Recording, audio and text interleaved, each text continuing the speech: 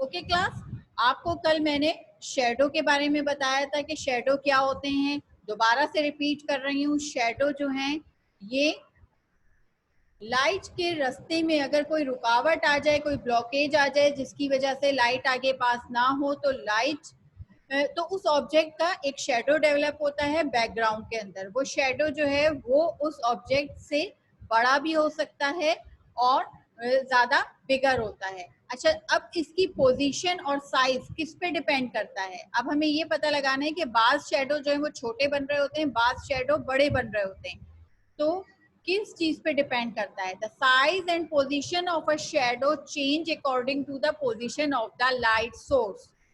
जो शेडो का साइज है और जो उसकी पोजीशन है, ठीक है, वो किस पे डिपेंड करती है, वो या वो क्यों चेंज होती रहती है? वो चेंज इस वजह से होती है क्योंकि लाइट सोर्स की पोजीशन भी चेंज हो जाती है। जैसी लाइट सोर्स की पोजीशन होगी उसी के अकॉर्डिंगली साइज और पोजीशन शेडो की फॉर्म्ड होती है। If an object is move closer to the light source, the shadow gets बिगर।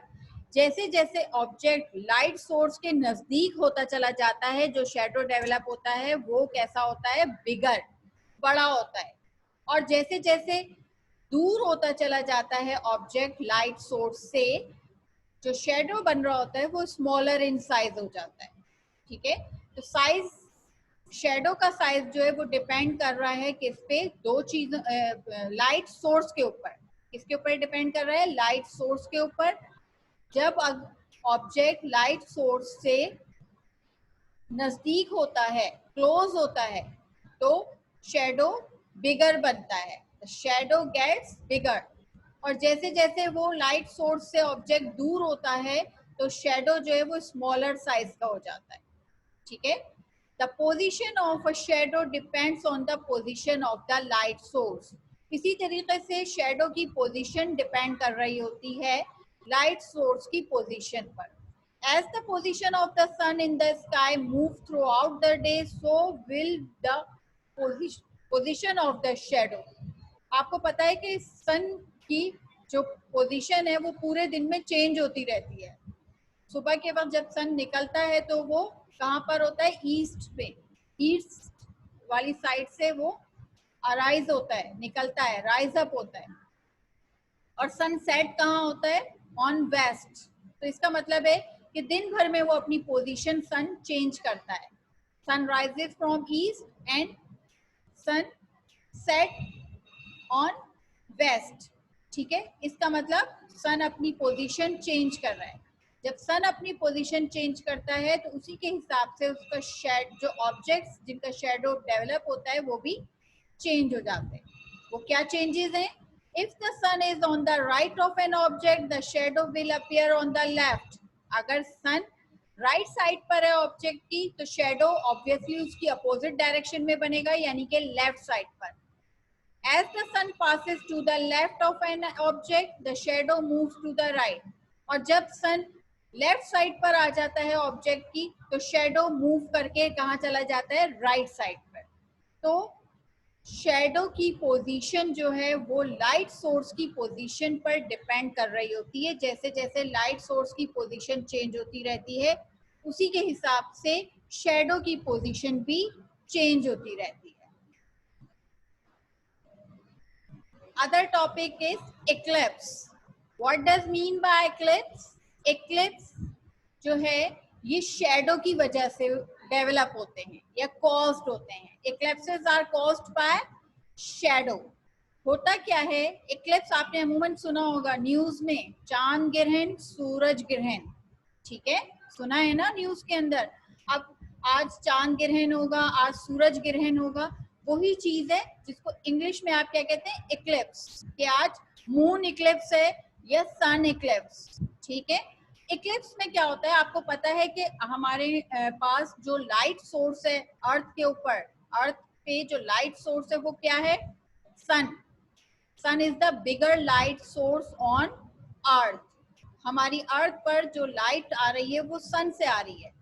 अगर अर्थ या किसी भी दूसरे प्लैनेट के दरमियान मून आ जाए, सन और प्लैनेट्स के दरमियान में मून आ जाए, ठीक है, या कोई दूसरा ऑब्जेक्ट आ जाए सन और प्लैनेट के दरमियान, तब उस तक लाइट नहीं पहुंच पाती और उसका शेडो डेवलप होता है, जिसकी वजह से हम कहते हैं कि इक्लिप्स हो गया, या हमें जो है वो प्रॉपरली मून की लाइट, सन की लाइट हम तक नहीं पहुंचती, सन इक्लिप्स हो जाता है, और इसी तरीके से मून इक्लिप्स हो जाता है। क्यों? क्योंकि शेडो डेवलप हो रहा होता है दरमियान में, किसी भी दूसरे ऑब्जेक्ट के आने की वजह से या मून के आने की वजह से लाइट कंप्लीटली हम तक नहीं पहुंच पाती, और हम कहते हैं कि सन इक्लिप्स हो रहा है, चाहे वो कंप्लीट इक्लिप्स हो या हाफ इक्लिप्स हो। ठीक है, ये पैराग्राफ में पढ़ रही हूँ, जरा गौर से सुनिएगा। Eclipse are caused by shadow. Eclipse occur when a planet, moon, or other celestial objects ऐसे ऑब्जेक्ट्स कहते हैं जो कि लाइट को पास ना होने दें। ठीक है, moves between the sun and another planet, moon or celestial objects, because these bodies are opaque. क्यों? क्योंकि ये बॉडीज ओपैक होती हैं, यानी कि लाइट को पास नहीं होने देती। So they stop sunlight passing through and cast a shadow, जिसकी वजह से ये लाइट को पास नहीं होने देती और शेडो डेवलप करती है, और हमें सन की रोशनी पूरी नहीं पहुंच पाती। ठीक है, so that is sun eclipse.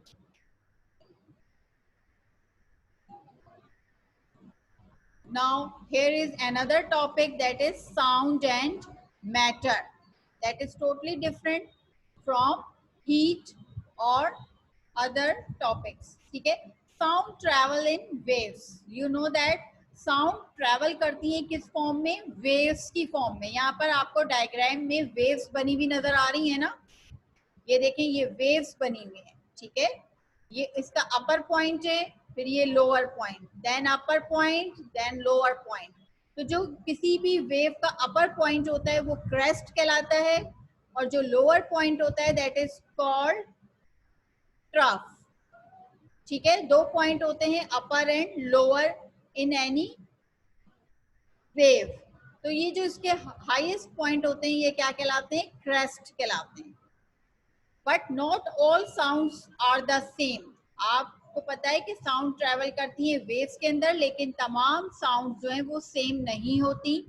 Sound waves are measured by their length. Sound waves को कैसे मेजर किया जाता है? उनकी लेंथ के हिसाब से। यहाँ पे देखें आप, तो दो साउंड वेव के दरमियान गैप ज्यादा है। The distance between two waves is larger as compare to here. यहाँ पे करीब करीब वेव्स बनाई गई हैं, यहाँ पे दूर दूर वेव्स बनाई गई हैं। ठीक है, तो ऐसी साउंड वेव जिसमें दूर दूर हो वेव्स एक दूसरे से, ये क्रेस्ट का फासला ज्यादा हो, वो साउंड कैसी होती है? लो नॉइस प्रोड्यूस करती हैं। कैसी नॉइस प्रोड्यूस करती हैं? Low noise.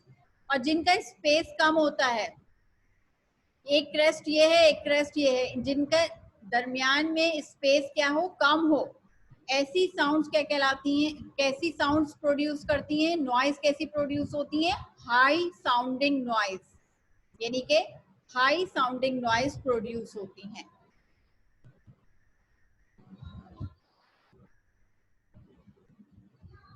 आज के लिए आपके लिए इतना काफी है, जितना मैंने आपको एक्सप्लेन किया।